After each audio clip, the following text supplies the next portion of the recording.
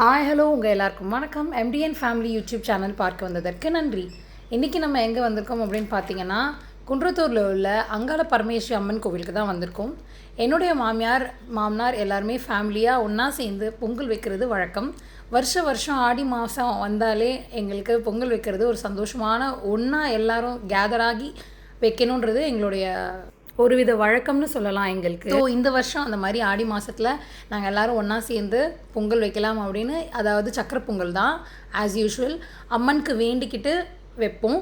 இது எதுக்காக வைக்கிறாங்க அப்படின்னு சொல்லிட்டு பின்னாடி போய் பார்க்கலாம். அப்படின்னா அதுக்கு பின்னாடி என்ன ஒரு சூப்பரான கதை இருக்குது அப்படின்னா, நம்ம அம்மன் வந்து நம்மளை ஒன்றா நம்ம ஃபேமிலியை எந்தவித கெடுபலன்களும் இல்லாமல் நம்ம காப்பாற்றி உயிரை காப்பாற்றி பாதுகாத்து நம்மளை கொண்டு வந்திருக்கா.